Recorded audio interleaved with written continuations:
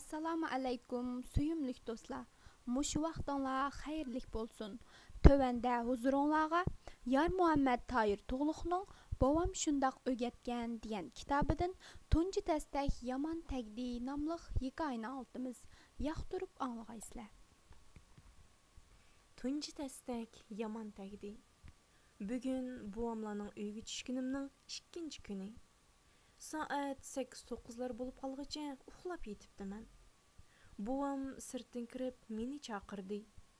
Men ko'zimni ochib yetib turib, "Ha" dedim. Buvam mening texicha o'rinda ekanligimni bilib, momamga qaydi. Behramni attiganrak uyg'otvasan bo'lmamdi. Shaharda cho'ng bo'lgan odamlar attiganda ishi bo'lmasa g'aplab uyqusini uxlab yetaverdi. Odam attiganda qopsa omad bilan qopidi. Ruhliq, tetik, salomat bo'ladi. Uxlaversa loyg'azal, lahva bo'lib qolmamdi. Voy tex kichik bola bo'lgandan keyin yo'l hardiga chiqmagan bo'lsa uxlab olsin debdiman, dedi momam. Yo'q, undoq desang bo'lmaydi. 11-12 yoshlik bolani qandoqmi kichik bola degil bo'lsin, dedi bovam.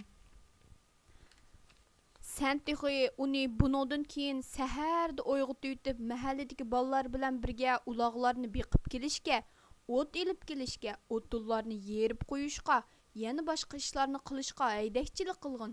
Bu yerda ba'zi ishlarni o'rganib kelsin. Bolalarning Bahramjonning bizning yinimizga avatishidagi maqsadim shu. Men buvamning momam qilayotgan so'zlaridan xijil bo'lib, darhol o'rnimdan turib, o'yliga chiqdim. "Ha, qopding balam. Qara, av kunni ko'rdingmi? Choy vaqti bo'ldi", dedi buvam jahonni qizdirishga boshlagan kunni ko'rsatib. "Deqqonlar bu chaqqicha yarim kunlik ishini qilib bo'ldi. Kechda balduroq yetib attiganrak turishga odatlangan. Bizga boshqa ish qilib bermasangmi, darsing bo'lsa takrorla. Bo'lmasa subiy vaqtidagi tabiatning sof havosidan huzurlanishni, sharqdan ko'tarilgan quyoshning manzarasidan zuhlanishni bil." Buvam bu so'zlarni qilayotganda mahalladagi bolalar men bilan ko'rishmoqchi bo'lishib, eshikdan marg'il turdi. Ular buvamdan tortinib, kelishga jur'at qila olmay turishadi. Buvam ularni ko'rsatib, "Tortinmay kiraveringlar bolalarim. Ta'tilinglar to'shqicha Bahramjonni o'zinglarga hamroh qilib o'ynanglar", dedi. Bolalar o'yliga kirdi. Buvam, "Bar balam, do'stlaring bilan ko'rishgin", dedi. Men bolalarning oldiga bordim. Ular men bilan "Assalomu alaykum" deb ko'rishdi. Men bir oz yotsirgandek ular bilan un-tinsiz ko'rishdim. Bu vaqtda momam choy ilib chiqdi va "Bolalarim, bu kelib choy ichinglar", dedi. Bolalar, "Biz chiqib turayli, sen choy ichib bo'lib chiqqin", deb chiqib ketishdi. Men kelib choyga o'ltirdim. "Balam, bolalar bilan nimandoq butdek ko'rishsan?" dedi buvam bir oz tarin turib. "Dadang seni shundoq tarbiyaladimi ya? Odam degan yaxshi salomga chiroyli javob qaytarish kerak. O'zaro qizg'in salomlashish kishilar orasida yaqinlik paydo qildi. Boshqalarning sana assalomu alaykum deb salomat tilagan ekan, senmi javoban va alaykum assalom deb senmi ularga salomatlik tilaysan. Salom deganmi yaxshi fazilatlarning jumlasidandir. Hali o'rnidan qopib chiqib, menga salom qilmading. Odam uxlaversa, ashundoq garon bo'lib qoladi.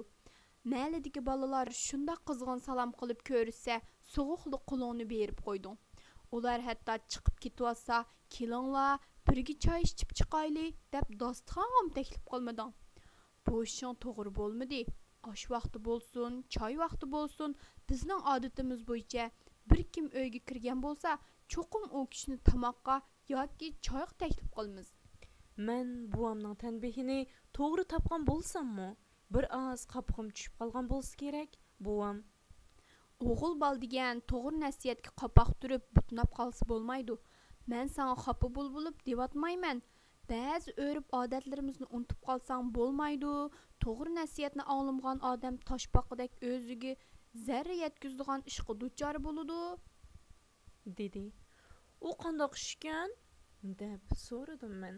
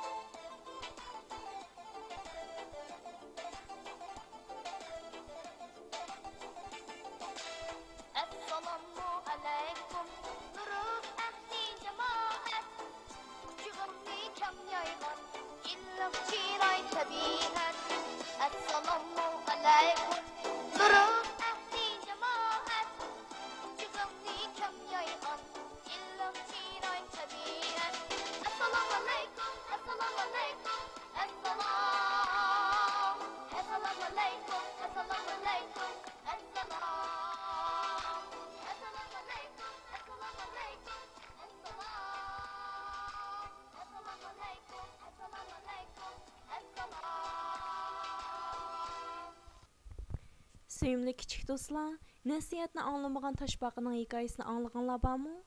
Undaqda bu hikoyani kelarki qitimliq programmamizdan anglag'aysizlar.